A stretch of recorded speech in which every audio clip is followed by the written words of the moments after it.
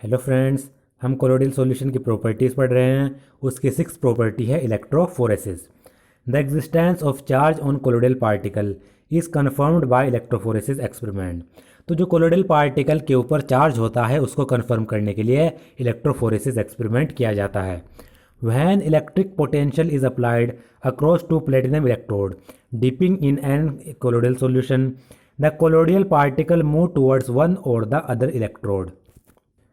जब किसी भी कोलोइडल सॉल्यूशन में दो प्लेटिनम के इलेक्ट्रोड डिप किए जाते हैं और उन प्लेटिनम इलेक्ट्रोड्स के अक्रॉस इलेक्ट्रिक पोटेंशियल अप्लाई किया जाता है, तो जो कोलोइडल पार्टिकल हैं वो एक इलेक्ट्रोड या फिर दूसरे इलेक्ट्रोड की तरफ मूव कर जाते हैं। यानी जो नेगेटिव कोलोइडल पार्टिकल होंगे वो पॉजिटिव इलेक्ट्रोड की तरफ जाएंगे, और जो अगर जो कोलोइडल पार्टिकल हैं वो पॉजिटिव हैं तो वो नेगेटिव इलेक्ट्रोड की तरफ चले जाएंगे। The movement of colloidal particle under N applied electric potential is called electrophoresis. तो जो कोलोइडल पार्टिकल का मूवमेंट होता है किसी भी अप्लाइड इलेक्ट्रिक पोटेंशियल के कारण वो कहलाता है electrophoresis. Positively charge particle move toward the cathode while negatively charge particle move toward the anode.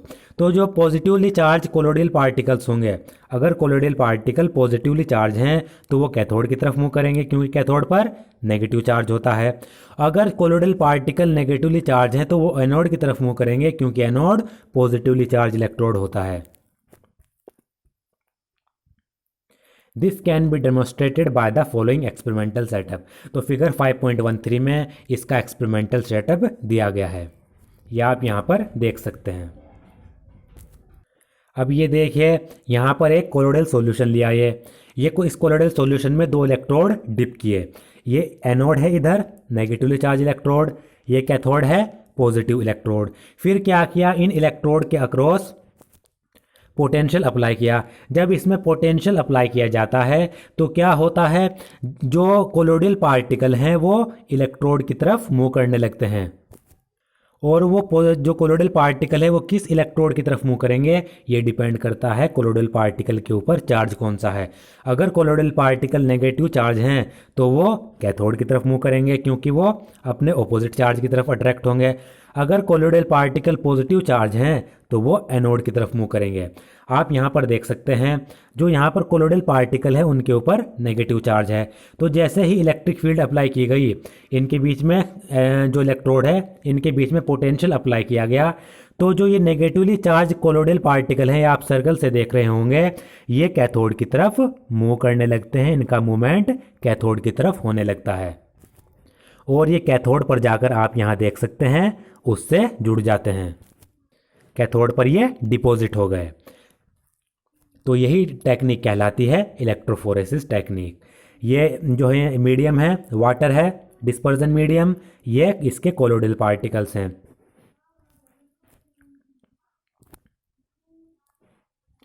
When electrophoresis, that is movement of particle, is prevented by some suitable means, it is observed that the dispersion medium begins to move in an electric field. This phenomena is termed electroosmosis। अगर क्या किया जाए, जो electrophoresis process है यानी जो particle का movement है उसको किसी तरीके से भी रोक दिया जाए। इलेक्ट्रोड हमने लगा रखे हैं, पार्टिकल मूव कर रहे हैं, लेकिन क्या किया जाए, जो ये पार्टिकल का मूवमेंट है कोलोइडल पार्टिकल का, इसको किसी तरीके से रोक दिया जाए। जब इसको रोक दिया जाता है तो ये ऑब्जर्व किया जाता है कि जो डिस्पर्जन मीडियम है वो इलेक्ट्रिक फील्ड में मूव कर रहा है। ये फिनोमिना कहलाता है इलेक्ट्रोओस्मोसिस। तो ये क्या हमने क्या पढ़ा इसमें, अगर पार्टिकल मूव कर रहे हैं इलेक्ट्रिक फील्ड में तो वो इलेक्ट्रोफोरेसिस कहलाएगा। अगर डिस्पर्जन मीडियम मूव कर रहा है इलेक्ट्रिक फील्ड में तो वो इलेक्ट्रोओस्मोसिस कहलाएगा। अब इसमें हमने क्या किया, मान लीजिए इसमें हमने किसी भी तरीके से जो इलेक्ट्रोफोरेसिस प्रोसेस है यानी इन पार्टिकल का जो मूवमेंट है उसको स्टॉप कर दिया, उसको किसी भी तरीके से कोई भी तरीका अपना के रोक दिया। तो क्या होगा, जो इलेक्ट्रिक फील्ड है, अभी हमने जो पोटेंशियल है इलेक्ट्रोड्स हैं उनके अक्रॉस हमने पोटेंशियल तो अप्लाई किया हुआ है, तो जो इलेक्ट्रिक फील्ड है वो क्या होगा, उस इलेक्ट्रिक फील्ड में जो हमारा डिस्पर्जन मीडियम है यहाँ पर जो हमारा वाटर है वो मूव करने लगेगा। यह प्रोसेस कहलाता है इलेक्ट्रोओस्मोसिस। ये इसमें डिफरेंस है। डिस्पर्स्ड पार्टिकल मूव कर रहे हैं तो इलेक्ट्रोफोरेसिस, डिस्पर्स्ड मीडियम मूव कर रहा है तो इलेक्ट्रोऑस्मोसिस। अगला है कोआगुलेशन और प्रेसिपिटेशन। तो जो कोआगुलेशन प्रोसेस है या प्रेसिपिटेशन प्रोसेस है, उसमें क्या होता है, जो कोलोइडल पार्टिकल हैं वो एग्रीगेट बनाकर सेटल हो जाते हैं, नीचे बैठ जाते हैं। The stability of the lyophobic sol is due to the presence of charge on colloidal particle. आपने पढ़ा है जो लायोफोबिक सोल्स होते हैं यानी जो लिक्विड हेटिंग होते हैं, उनकी जो स्टेबिलिटी होती है वो कोलोइडल पार्टिकल पर चार्ज की वजह से होती है। कोलोइडल पार्टिकल पर चार्ज होता है, वो एक दूसरे को रिपल करते हैं, जो स्टेबिलिटी लायोफोबिक सोल्स की स्टेबिलिटी के लिए ज़रूरी है। If somehow the charge is removed the particle will come nearer to each other to form aggregate और coagulate and settle down under the force of gravity. अगर क्या किया जाए, किसी तरीके से पार्टिकल के ऊपर जो चार्ज है उसको हटा दिया जाए, तो जो पार्टिकल्स हैं वो एक दूसरे के पास आ जाएंगे, एग्रीगेट बना लेंगे या फिर कोआगुलेट हो जाएंगे और नीचे बैठ जाएंगे ग्रेविटी के कारण। ये मान लीजिए ये लायोफोबिक सोल है, इसमें ये पार्टिकल हैं, इनके ऊपर नेगेटिव चार्ज है, सभी पार्टिकल के ऊपर चार्ज होता है एक जैसा, जिसके कारण इनके बीच में रिपल्सन होता रहता है और ये सेटल नहीं होते, कोआगुलेट नहीं होते या प्रेसिपिटेट नहीं होते। क्या किया जाए, किसी तरीके से ये चार्ज खत्म कर दिया जाए इनके ऊपर। जब हम इनके ऊपर चार्ज खत्म कर देंगे तो क्या होगा, ये एक दूसरे के पास आएंगे, एक दूसरे के पास आकर एग्रीगेट बना लेंगे और नीचे सेटल हो जाएंगे। ये प्रोसेस क्या कहलाता है, कोआगुलेशन या फिर precipitation. The process of settling of colloidal particle is called coagulation और प्रेसिपिटेशन ऑफ द सोल। तो वह प्रोसेस जिसके द्वारा कोलोइडल पार्टिकल कोआगुलेट हो जाते हैं या प्रेसिपिटेट हो जाते हैं, वह प्रोसेस जिसके द्वारा कोलोइडल पार्टिकल नीचे सेटल हो जाते हैं, वह प्रोसेस कहलाता है कोआगुलेशन या फिर प्रेसिपिटेशन सोल का। The coagulation of the lyophobic soul can be carried out in the following veg. तो जो लायोफोबिक सोल्स होते हैं उनका कोआगुलेशन जो नीचे तरीके दिए गए हैं उनसे किया जा सकता है। अब वो तरीके यहाँ पर हम पढ़ेंगे। पहला तरीका है इलेक्ट्रोफोरेसिस के द्वारा। The colloidal particle move toward oppositely charge electrode get discharge and precipitated. Electrophoresis technique से क्या होता है, जो कोलोइडल पार्टिकल हैं वो ऑपोजिटली चार्ज इलेक्ट्रोड की तरफ मूव करते हैं और उस पर डिस्चार्ज हो जाते हैं। डिस्चार्ज होने के बाद वो प्रेसिपिटेट उनको कर दिया जाता है। ये देखिए, ये हमारा इलेक्ट्रोड है, नेगेटिव चार्ज इलेक्ट्रोड, ये पॉजिटिवली चार्ज हमारे पार्टिकल हैं। तो जब इलेक्ट्रोफोरेसिस टेक्निक की जाती है तो ये positively charge electrode, negative charge electrode, positively charge particle negative charge electrode की तरफ जाएंगे, इस पर डिपॉजिट हो जाएंगे। जैसे ही वो इस पर डिपॉजिट होंगे तो वो ये नेगेटिव चार्ज इलेक्ट्रोड उनको डिस्चार्ज कर देगा, यानी कोलोइडल पार्टिकल के ऊपर जो चार्ज है उसको खत्म कर देगा, जिससे क्या हो जाएंगे, फाइनली ये प्रेसिपिटेट हो जाएंगे। अब चार्ज खत्म हो गया तो ये कोआगुलेट हो गए या फिर प्रेसिपिटेट हो गए। दूसरा है by mixing two oppositely charge sol. अगर हम दो अपोजिट चार्ज सोल आपस में मिक्स कर दें तब भी उनको प्रेसिपिटेट किया जा सकता है। जैसे oppositely charge sol when mixed in almost equal proportion neutralise their charges and get partially और कंप्लीटली प्रेसिपिटेटेड। तो जो अपोजिटली चार्ज सोल होते हैं जिनके ऊपर अलग अलग चार्ज होता है, जब उनको बराबर मात्रा में मिलाया जाता है तो वो एक दूसरे के चार्ज को न्यूट्रलाइज कर देते हैं, खत्म कर देते हैं। जब वो एक दूसरे के चार्ज को न्यूट्रलाइज करेंगे तो वो एग्रीगेट बना लेंगे, फिर बाद में फाइनली प्रेसिपिटेट हो जाएंगे।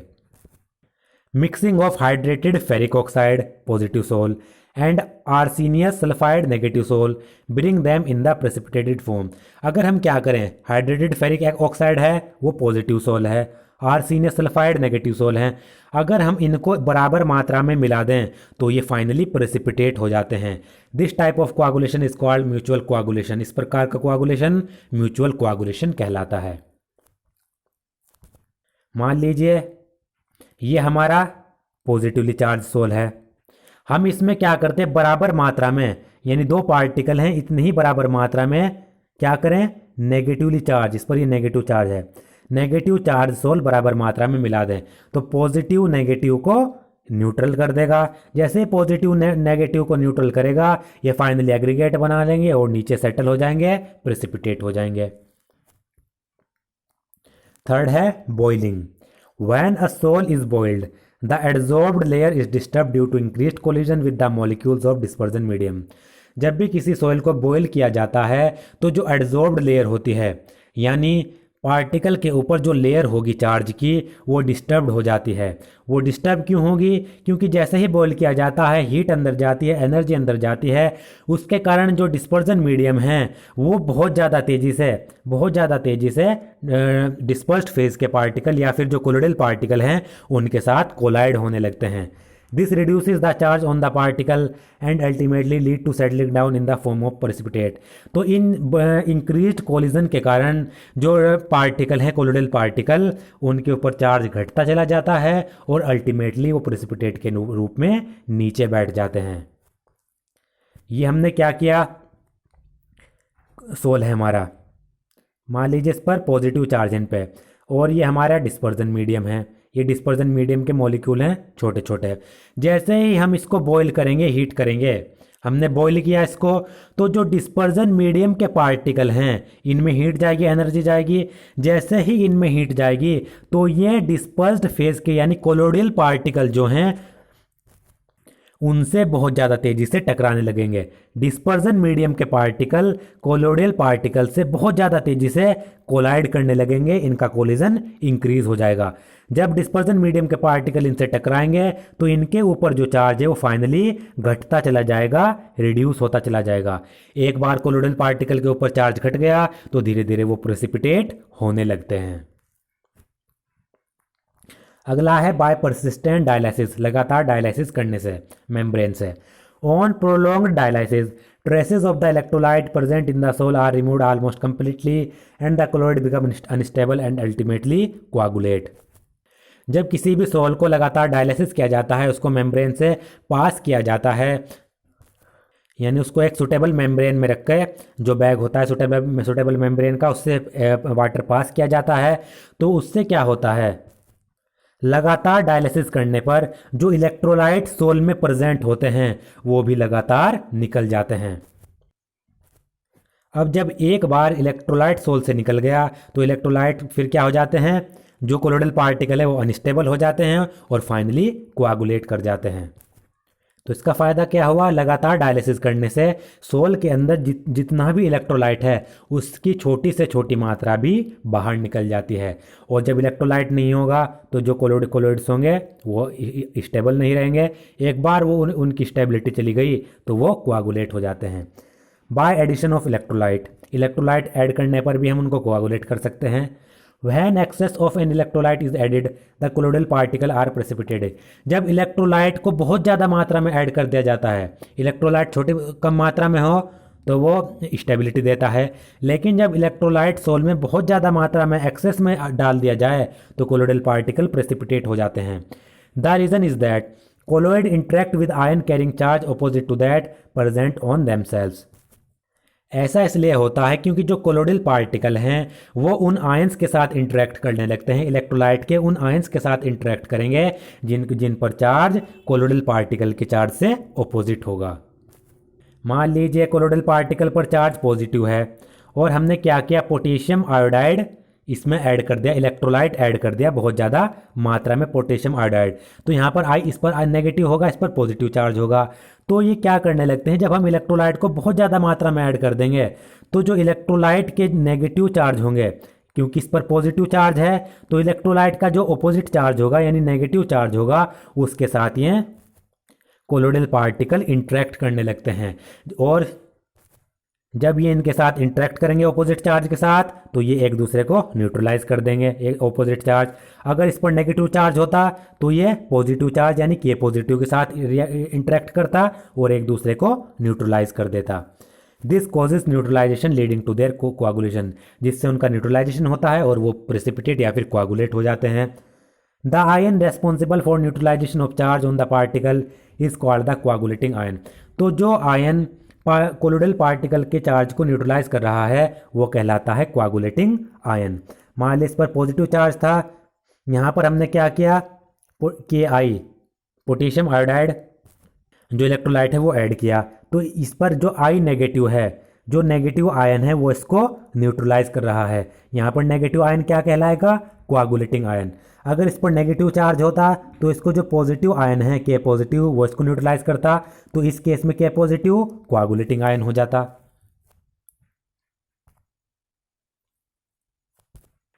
ए negative ion causes the precipitation of positively charge sol and vice versa. तो जो नेगेटिव आयन है वो पॉजिटिव चार्ज सोल का प्रेसिपिटेशन करेगा, अगर पॉजिटिव आयन है तो वो नेगेटिवली चार्ज सोल का प्रेसिपिटेशन करेगा। It has been observed that generally the greater the valence of the flocculating ion added, the greater is its power to cause precipitation। तो ये जनरली ये ऑब्जर्व किया गया है कि जो हमने फ्लोकुलेटिंग आयन ऐड किया है, यानी जो हमने कोआगुलेटिंग आयन ऐड किया है, उसकी जितनी ज़्यादा वैलेंस होगी उतनी ज़्यादा उसकी पावर होगी प्रेसिपिटेशन करने की। यहाँ पर कोआगुलेटिंग आयन को ही फ्लोकुलेटिंग आयन कहा गया है। तो फ्लोकुलेटिंग आयन की जितनी ज़्यादा वैलेंस उतनी ज़्यादा वो प्रेसिपिटेशन कॉज करेगा। यही कहलाता है Hardy Schulze rule. In the coagulation of a negatively sol the flocculating power is in the order. अगर हम किसी नेगेटिव सोल को कोआगुलेट कर रहे हैं तो जो फ्लोकुलेटिंग पावर होगी वो इस ऑर्डर में होगी। Al3 पॉजिटिव की सबसे ज़्यादा फ्लोकुलेटिंग पावर, Ba2 पॉजिटिव की सबसे ज़्यादा, Ba2 पॉजिटिव की उससे कम, Na पॉजिटिव की सबसे कम। क्योंकि इस पर 3 वैलेंस है, 3 पॉजिटिव है, इसकी वैलेंस 2 है, इसकी वैलेंस 1 है। तो जितनी ज़्यादा वैलेंस उतनी ज़्यादा फ्लोकुलेटिंग पावर, जितना ज़्यादा चार्ज उतनी ज़्यादा फ्लोकुलेटिंग पावर। ये आपको याद रखना इंपॉर्टेंट है। इसी तरीके से in the coagulation of positive sol the flocculating power is in the order. अगर हम पॉजिटिव सोल का कोआगुलेट कर रहे हैं तो जो फ्लोकुलेटिंग पावर होगी वो इस ऑर्डर में होगी। FeCN का होल 6, इस पर 4 नेगेटिव, फिर उससे कम PO4 3 नेगेटिव, उससे कम SO4 2 नेगेटिव, उससे कम Cl नेगेटिव। तो इसमें भी वही है, जितना ज़्यादा चार्ज होगा उतनी ज़्यादा उसकी फ्लोकुलेटिंग पावर होगी। तो हमें क्या पता चला, जो फ्लोकुलेटिंग पावर है वो डायरेक्टली प्रोपोर्शनल है चार्ज के। यही कहलाता है हमारा हार्डी-सुल्जे रूल। जितना ज़्यादा वैलेंस फ्लोकुलेटिंग आयन पर उतनी ज़्यादा उसकी प्रेसिपिटेशन करने की पावर होगी। अब क्या ये कैसे होगा इसको हम समझते हैं। मान लीजिए हमने क्या किया, एक नेगेटिवली सोल लिया, नेगेटिव सोल के 3 पार्टिकल लिए हमने, 3 ही पार्टिकल ले लेते हैं। इस पर नेगेटिव चार्ज, इस पर नेगेटिव चार्ज, इस पर नेगेटिव चार्ज, इन तीनों को मुझे न्यूट्रलाइज करना है। तो इन तीनों को न्यूट्रलाइज करने के लिए अगर मैं Na पॉजिटिव इसमें डालूंगा तो इस पर 1 चार्ज है, तो इसमें मुझे 3 Na पॉजिटिव डालने पड़ेंगे। ये एक Na पॉजिटिव एक ही पार्टिकल को न्यूट्रलाइज कर पाएगा। अगर इसमें Ba2 पॉजिटिव डालूंगा तो एक Ba2 पॉजिटिव क्या करेगा, इस पर 2 चार्ज हैं तो ये 2 पार्टिकल को न्यूट्रलाइज करेगा। लेकिन मैं अगर एल्यूमिनियम डालूंगा, Al3 पॉजिटिव डालूंगा, इस पर 3 चार्ज है, तो एल्यूमिनियम का एक ही पार्टिकल, एक ही आयन क्या करेगा, इन तीनों नेगेटिव पार्टिकल को न्यूट्रलाइज कर देगा। मैंने इसमें Al3 पॉजिटिव डाला, इस पर 3 पॉजिटिव चार्ज हैं, तो ये 3 positive charge in 3 negative charge को न्यूट्रलाइज कर देंगे। तो आपने देखा Al3 पॉजिटिव एक ही डालने पर तीनों को न्यूट्रलाइज कर रहा है, लेकिन जो Na पॉजिटिव है इनको न्यूट्रलाइज करने के लिए 3 डालने पड़ते हैं। तो आपने क्या देखा यहाँ पर कि Al3 पॉजिटिव की फ्लोकुलेटिंग पावर ज़्यादा है क्योंकि इसका चार्ज ज़्यादा है। ऐसे ही इसमें अगर मैंने क्या किया, पॉजिटिव चार्ज पार्टिकल लिए, यहाँ पर मैंने मान लीजिए 4 ले लिए। अगर मैं इसमें ये डालूंगा FeCN का होल 6 जिस पर 4 नेगेटिव चार्ज है, मैं इसमें डालूंगा तो ये एक ही पार्टिकल जिस पर 4 नेगेटिव चार्ज हैं इन चारों पॉजिटिव चार्ज वाले कोलोइडल पार्टिकल को न्यूट्रलाइज कर देगा। जबकि जो Cl नेगेटिव है वो मुझे न्यूट्रलाइज करने के लिए 4 डालने पड़ेंगे। तो इसमें फ्लोकुलेटिंग पावर किसकी हुई ज़्यादा, इसकी, जिस पर चार्ज ज़्यादा है। The minimum concentration of an electrolyte in millimoles per liter required to cause precipitation of a sol in 2 hours is called coagulating value। तो किसी भी इलेक्ट्रोलाइट की वह मिनिमम कंसंट्रेशन, किसी भी इलेक्ट्रोलाइट की मिलीमोल्स में वह मिनिमम कंसंट्रेशन जो 1 लीटर कोलोइडल सॉल्यूशन को 2 आवर्स में प्रेसिपिटेट कर दे, वो उसकी कोआगुलेटिंग वैल्यू कहलाती है। अब यहाँ पर आप देखिए, ये मैंने क्या किया, 1 लीटर कोलोइडल सॉल्यूशन लिया। यहाँ पर मैंने 1 लीटर कोलोइडल सॉल्यूशन लिया। अब किसी भी इलेक्ट्रोलाइट की वह मिनिमम कंसंट्रेशन, और वो कंसंट्रेशन किस में, मिलीमोल में। तो किसी भी इलेक्ट्रोलाइट की मिलीमोल में वह कंसंट्रेशन जो इस 1 लीटर कोलोइडल सॉल्यूशन को 2 आवर्स में कोआगुलेट कर दे, प्रेसिपिटेट कर दे, वो उसकी कोआगुलेटिंग वैल्यू कहलाती है। मान लीजिए कोई इलेक्ट्रोलाइट लिया मैंने, वो इलेक्ट्रोलाइट मैंने 20 मिलीमोल लिया, वो इलेक्ट्रोलाइट मैंने कितना लिया, 20 मिलीमोल। तो जो ये 20 मिलीमोल इलेक्ट्रोलाइट है, ये 1 लीटर कोलोइडल सॉल्यूशन को प्रेसिपिटेट कर रहा है, तो ये क्या कहलाएगा, ये कहलाती है इसकी कोआगुलेटिंग वैल्यू। अगर कोई दूसरा इलेक्ट्रोलाइट है, वो उसको 15 मोल ही, यानी 15 मिलीमोल ही 1 लीटर कोलोइडल सॉल्यूशन को कोआगुलेट कर रहे हैं 2 आवर्स में, तो वो उसकी क्या कहलाएगी, वो उस इलेक्ट्रोलाइट की कोआगुलेटिंग वैल्यू कहलाएगी।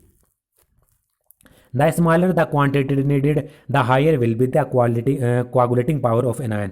तो जितनी कम क्वांटिटी हमें नीड होगी कोआगुलेट करने के लिए, उतनी ज़्यादा हायर होगी उस आयन की कोआगुलेटिंग पावर। अब ये कैसा है, मान लीजिए ये मैंने 2 सॉल्यूशन लिए कोलोइडल सॉल्यूशन, ये भी 1 लीटर, ये भी 1 लीटर। इसमें मैंने एक पर्टिकुलर इलेक्ट्रोलाइट डाला, मान लीजिए Ki डाल दिया इलेक्ट्रोलाइट। तो जो ये Ki इलेक्ट्रोलाइट है, इस Ki इलेक्ट्रोलाइट की 10 मिलीमोल क्या कर रहे हैं, 1 लीटर इस कोलोइडल सॉल्यूशन को 2 आवर्स में पूरा प्रेसिपिटेट कर रहे हैं। तो इसकी कोआगुलेटिंग वैल्यू कितनी हुई, 10 हुई। अब दूसरा इलेक्ट्रोलाइट लिया मैंने, मान लीजिए Na ले लीजिए, ये ले लिया। तो इस Na की 20 मिलीमोल 1 लीटर कोलोइडल सॉल्यूशन को कोआगुलेट कर रहे हैं, तो ये इसकी कोआगुलेटिंग वैल्यू कहलाएगी। तो इसमें आप देखिए Ki की कम कंसंट्रेशन 1 लीटर को कोआगुलेट कर रही है, जबकि Na की ज़्यादा कंसंट्रेशन 1 लीटर को कोआगुलेट कर रही है। तो आप यहाँ पर आपको क्या पता लगा, इसकी कम क्वांटिटी ही, इस वाले इलेक्ट्रोलाइट की कम क्वांटिटी ही ज़्यादा से ज़्यादा कोलोइडल पार्टिकल को, कोलोइडल सॉल्यूशन को प्रेसिपिटेट कर रही है। अगर किसी सब्सटेंस की कम क्वांटिटी ज़्यादा सॉल्यूशन को प्रेसिपिटेट करेगी, तो वो ज़्यादा पावर का होगा। तो इससे क्या पता चला हमें कि इसकी कोआगुलेटिंग पावर ज़्यादा है। तो यही इसमें कहा गया है, जिस भी इलेक्ट्रोलाइट की क्वांटिटी सबसे कम जो है यूज़ होगी, क्वांटिटी जितनी स्मॉलर होगी, उतनी ज़्यादा कोआगुलेटिंग पावर होगी उस आयन की। तो यहाँ पर इसकी क्वांटिटी कम है, तो इसकी कोआगुलेटिंग पावर ज़्यादा है। इसकी क्वांटिटी ज़्यादा यूज़ हो रही है कोआगुलेट करने में 1 लीटर को, तो इसकी कोआगुलेटिंग पावर कम है। ये आपको याद रखना है। अब है कोआगुलेशन ऑफ लायोफिलिक सोल। अभी तक हम क्या कर रहे थे, लायोफोबिक सोल को कोआगुलेट करने के तरीके पढ़ रहे थे। अब हम लायोफिलिक सोल को कोआगुलेट करने के तरीके पढ़ेंगे।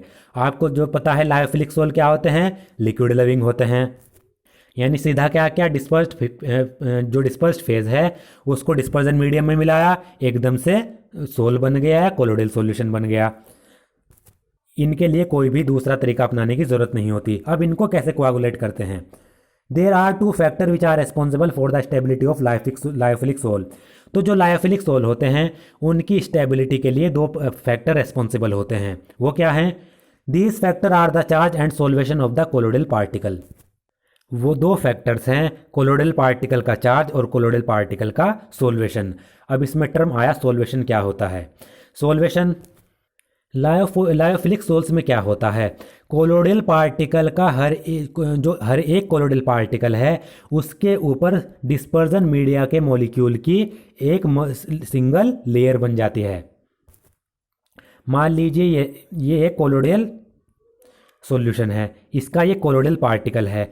तो इस लायोफिलिक सोल में क्या होगा, जो ये कोलोइडल पार्टिकल है इस पर जो डिस्पर्जन मीडिया होगा, उस डिस्पर्जन मीडियम के मॉलिक्यूल की एक सिंगल लेयर बन जाएगी इस कोलोइडल पार्टिकल के ऊपर। ये प्रोसेस कहलाता है सोल्वेशन, यानी कोलोइडल पार्टिकल के ऊपर डिस्पर्जन मीडियम के मॉलिक्यूल की एक सिंगल लेयर बन जाना कोलोइडल पार्टिकल का सोल्वेशन कहलाता है। ये सिर्फ लायोफिलिक सोल्स में होता है।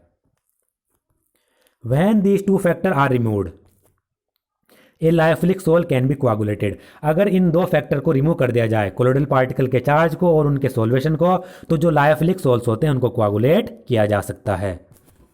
This is done first by adding an electrolyte and second by adding a suitable solvent. इसको करने के लिए हम क्या करते हैं, या तो एक इलेक्ट्रोलाइट सुटेबल इलेक्ट्रोलाइट ऐड करते हैं, या फिर दूसरा एक सुटेबल सॉल्वेंट उस लायोफिलिक सोल में ऐड कर देते हैं।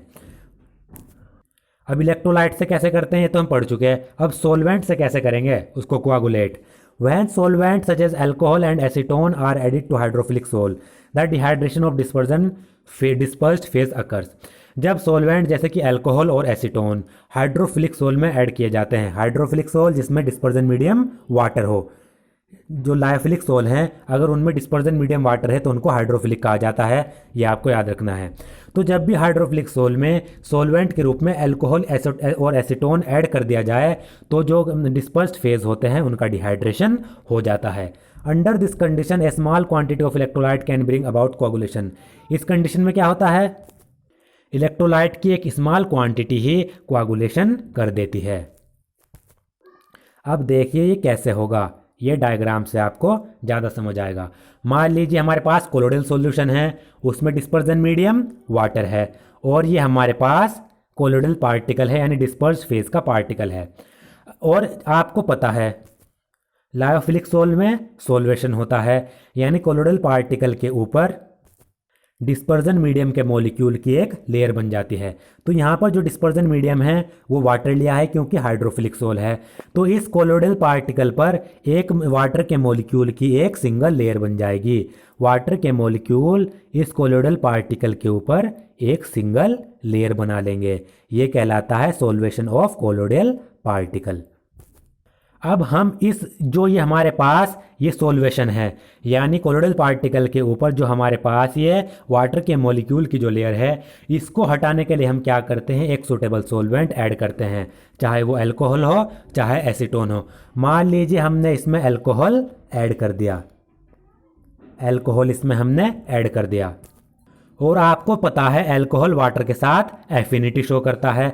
जैसे ही हम इसमें अल्कोहल ऐड करेंगे तो ये अल्कोहल क्या कर देगा, इस पार्टिकल से जितने भी ये वाटर के मॉलिक्यूल हैं वो सब रिमूव कर देगा, यहाँ से हटा देगा।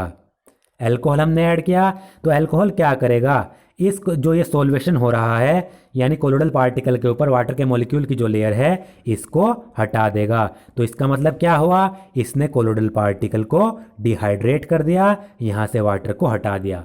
वाटर यहाँ से हट गया,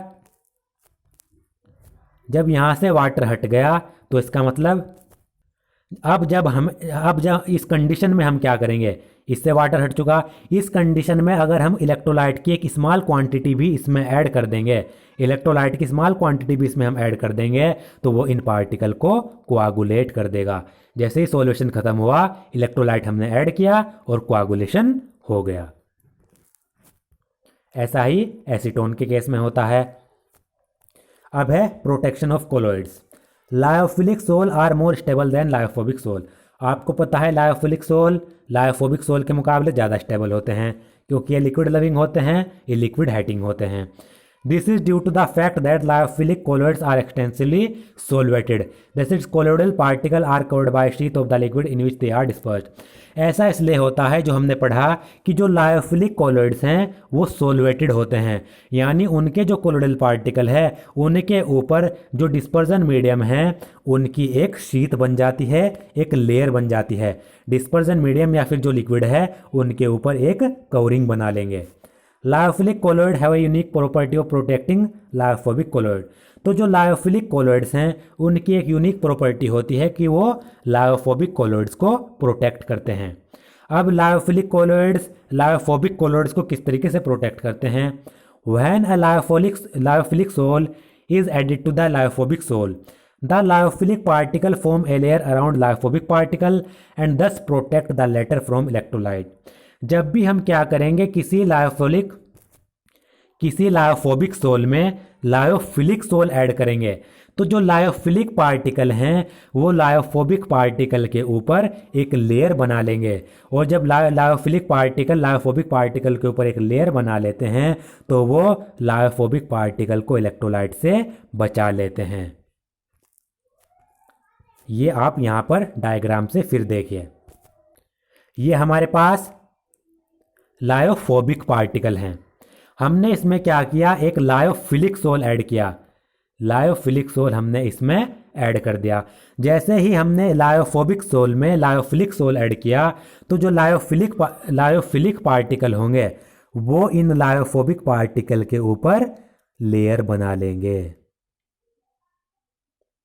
अब लायोफिलिक पार्टिकल ने उनके ऊपर लेयर बना दी, तो जैसे ही हमने इसमें इलेक्ट्रोलाइट ऐड किया तो वो इलेक्ट्रोलाइट जो लायोफोबिक सोल है उनको न्यूट्रलाइज नहीं कर पाता, क्योंकि वो उन तक नहीं पहुंच पाता और उनको न्यूट्रलाइज नहीं कर पाता, जिससे क्या होता है, ये जो लायोफोबिक सोल है ये लगातार स्टेबल रहता है। Lyophilic colloid used for this purpose are called protective colloid.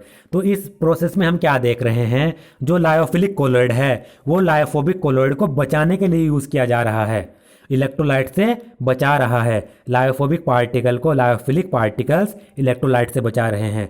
तो इस केस में जो लायोफिलिक कोलॉइड है वो कहलाते हैं प्रोटेक्टिव कोलॉइड्स। दोस्तों आज का मेरा वीडियो अगर आपको पसंद आया तो प्लीज़ मेरे चैनल को सब्सक्राइब करें, इस वीडियो को ज़्यादा से ज़्यादा शेयर करें।